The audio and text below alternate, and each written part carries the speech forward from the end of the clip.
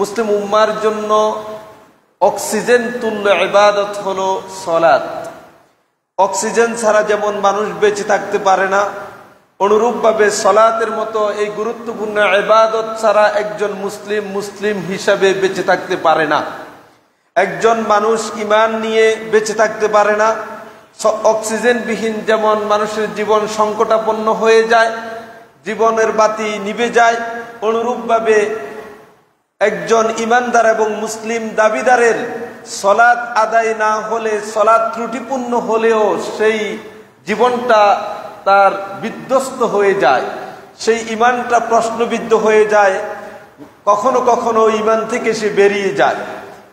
সবচেয়ে মজার ব্যাপার হলো সাহাবায়ে কেরাম রিদওয়ানুল্লাহি আলাইহিম আজমাইন তারা রাসূলুল্লাহ সাল্লাল্লাহু আলাইহি ওয়াসাল্লামের পক্ষ থেকে কোনো ইবাদতের সংবাদ শুনলে সেটাকে বাস্তবায়নের জন্য তারা প্রতিযোগিতা করতেন। আর প্রকারান্তরে আমরা যদি আমাদের চারপাশের মানুষগুলির দিকে তাকাই, আমরা দেখি আমাদের ভাইয়েরা আমাদের চারপাশে বসবাস করে, অবস্থান করছে। সকল ভাইদের পাপাচারিতার মধ্যে যেভাবে প্রতিযোগিতায় লিপ্ত, তা দেখে আমরা রীতিমতো ভীত সন্ত্রস্ত হয়ে পড়েছি। কেমন করে সাহাবায়ে কেরাম রিদওয়ানুল্লাহি আলাইহিম আজমাইন নবী সাল্লাল্লাহু আলাইহি ওয়াসাল্লামের পক্ষ থেকে কোনো ইবাদতের সংবাদ শুনলে প্রতিযোগিতায় লিপ্ত হতেন, তার একটি দৃষ্টান্ত দিয়েই আমি আলোচনা শুরু করতে চাই। সুনানে তিরমিজি 3675 নম্বর হাদিসে ওমর ইবনুল খাত্তাব রাদিয়াল্লাহু তাআলা আনহু থেকে বর্ণিত, তিনি বলেন, আমারনা রাসূলুল্লাহ সাল্লাল্লাহু আলাইহি ওয়াসাল্লাম আন নাতাসাদদাক। রাসূলুল্লাহ সাল্লাল্লাহু আলাইহি ওয়াসাল্লাম তাবুক যুদ্ধের পূর্ব মুহূর্তে সাহাবীদেরকে লক্ষ্য করে বললেন যে, তোমরা যার যার সামর্থ্যের আলোকে দান সাদাকা করো, আমরা যুদ্ধ পরিচালনা করব। তাবুক যুদ্ধের মতোই বিশাল যুদ্ধে এত বেশি ব্যয় হবে যে ব্যয়বার নির্বাহের মতো ক্ষমতা মুসলিম সাম্রাজ্যের খাজানায় বাইতুল মালে নাই। সুতরাং প্রত্যেক সাহাবীকে লক্ষ্য করে রাসূল সাল্লাল্লাহু আলাইহি ওয়াসাল্লাম বললেন, তোমরা প্রত্যেকেই যার যার সামর্থ্যের আলোকে দান এবং সাদাকা করো, যাতে আমরা যুদ্ধের প্রস্তুতি সঠিকভাবে নিতে পারি এবং যুদ্ধ পরিচালনা করতে পারি। আমাদের সেই যুদ্ধ পরিচালনার জন্য অস্ত্রের পাশাপাশি ঘোড়া লাগবে, তীর লাগবে, খাবার পানীয় লাগবে। দীর্ঘদিনের এই যুদ্ধ পরিচালনার ক্ষেত্রে প্রচুর ব্যয় হতে পারে। সেজন্য সাহাবায়ে কেরাম রাদিয়াল্লাহু তাআলা আলাইহিম থেকে রাসূল সাল্লাল্লাহু আলাইহি ওয়াসাল্লাম সহযোগিতা চাইলেন।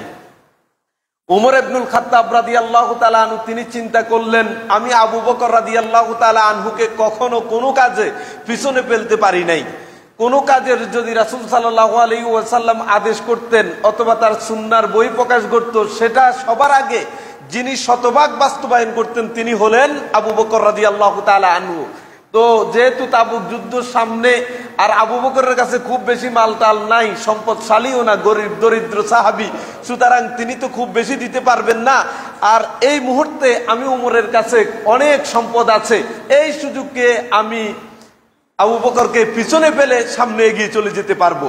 ঠিক এই কথাটুকু তিনি হাদিসের মধ্যে উল্লেখ করলেন যে ওয়াফাকা যালিকা ইনদি মালান, যে এমন সময় রাসূল সাল্লাল্লাহু আলাইহি ওয়াসাল্লাম আমাদেরকে দান সাদাকা করতে বললেন যখন আমি উমরের কাছে অনেক সম্পদ আছে।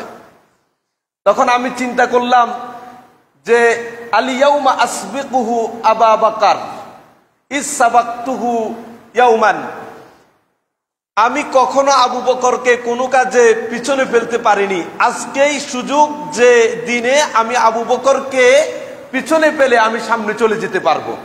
তিনি চলে গেলেন বাড়িতে, দান সাদাকা করার জন্য সম্পদ নিয়ে আসবেন। কিছুক্ষণ পরে ফিরে আসলেন, ফাজিতু বিনিসফি মালি, তিনি বললেন, আমি উমর ইবনুল খাত্তাব আমার ঘরের মধ্যে যত সম্পদ আছে সব সম্পদের অর্ধেক নিয়ে আসলাম। আসার পরে রাসূলুল্লাহ সাল্লাল্লাহু আলাইহি সাল্লাম বললেন, মা আবকাইতা ইয়া উমর লি আহলিক, হে উমর তোমার পরিবারের জন্য কি রেখে এসেছো? এত বিশাল সম্পদ যে আমার জন্য তাবুক যুদ্ধের জন্য দিয়ে দিচ্ছ।